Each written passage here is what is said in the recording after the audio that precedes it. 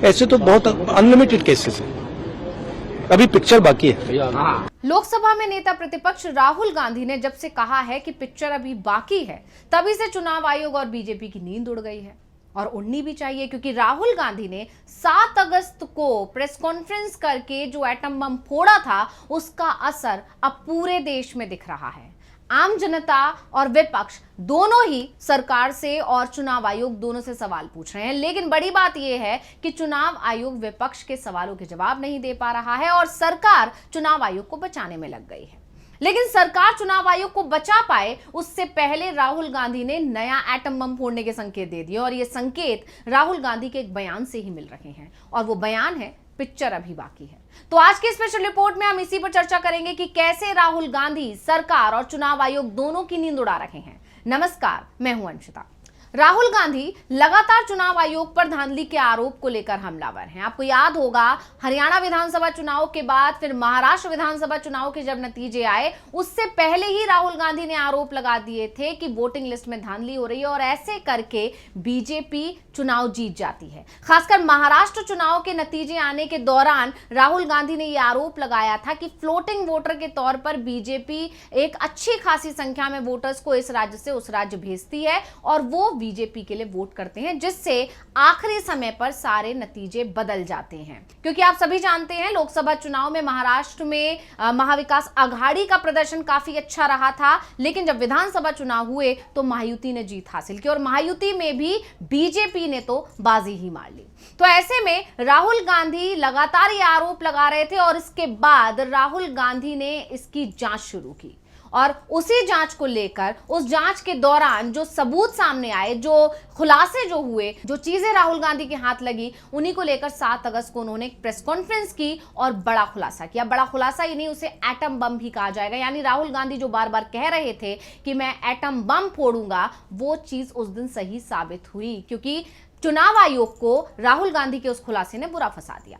अब पूरा का पूरा इंडिया गठबंधन एक सुर में हल्ला बोल कर रहा है, और इसी बीच राहुल गांधी ने अब एक नया ऐलान कर दिया है, और उनके इस ऐलान ने फिर से तहलका मचा दिया है। अब हर किसी को राहुल गांधी की नई प्रेस कॉन्फ्रेंस का इंतजार है, और यह माना जा रहा है कि इस बार भी राहुल गांधी जो धमाका करने वाले हैं, उसकी गूंज पहले से भी ज्यादा तेज होगी।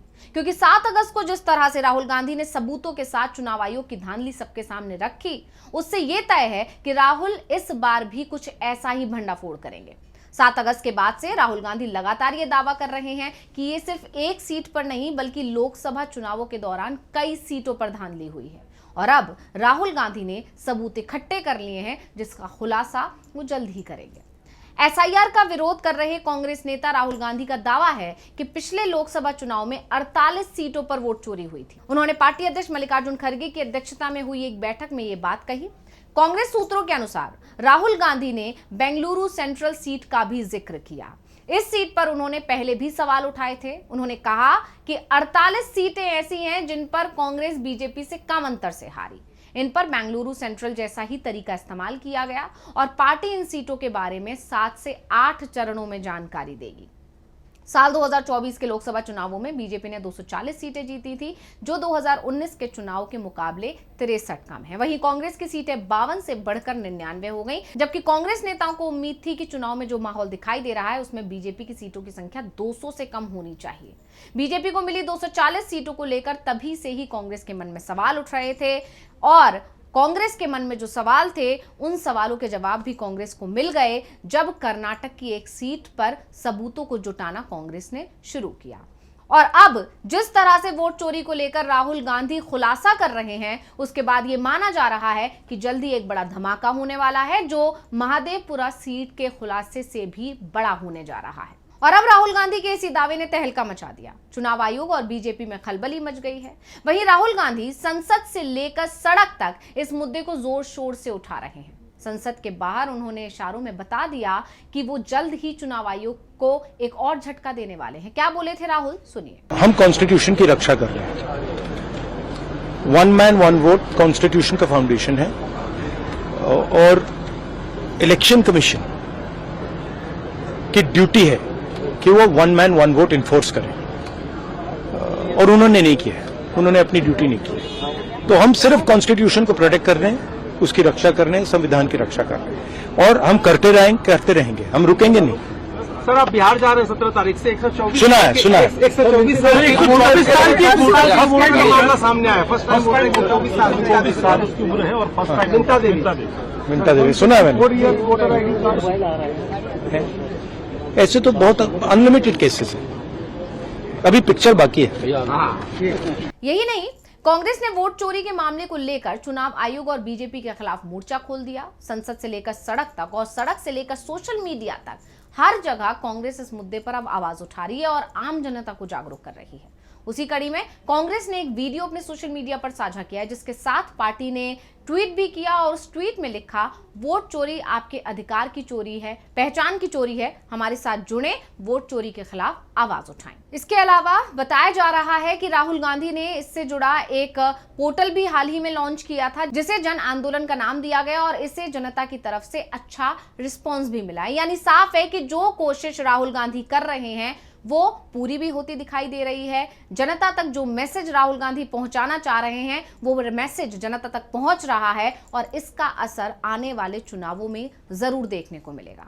यानी अब राहुल गांधी चुनाव चोरी पर खुलासे के अपने मिशन में आगे बढ़ने वाले हैं और राहुल ये खुलासा कब करेंगे इसकी तारीख अभी तो सामने नहीं आई है, लेकिन ये तय है कि जल्द ही सामने आ जाएगी। उधर पहले के आरोपों पर चुनाव आयोग के जवाब अभी तक मिल नहीं पाए हैं, वो गोलमोल जवाब दे रहा है और सरकार की चुप्पी भी इस मुद्दे पर विपक्ष के दावों को और पुख्ता कर रही है।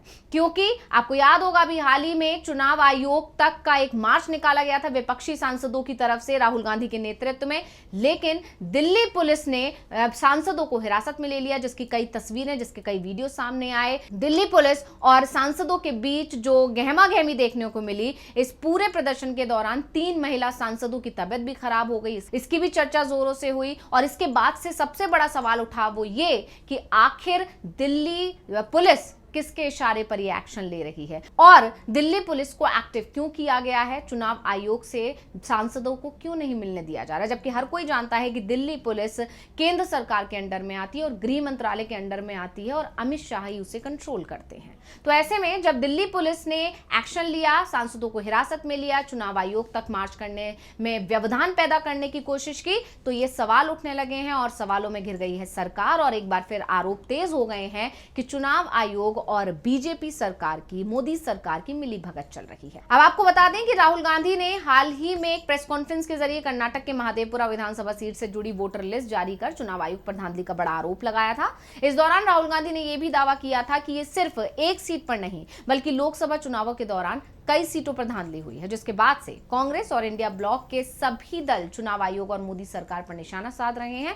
ऐसे में अब जब राहुल गांधी ने एक और एटम बम फोड़ने की बात कर दी है या राहुल गांधी ने कह दिया है कि पिक्चर अभी बाकी है, तो जाहिर है कि चुनाव आयोग और बीजेपी के अंदर खलबली मचना शुरू हो गई है। तो स्पेशल रिपोर्ट आपको कैसी लगी हमें कमेंट करके अपनी राय जरूर दीजिएगा। इसी के साथ मुझे दीजिए इजाजत। देखते रहिए DV लाइव। नमस्कार।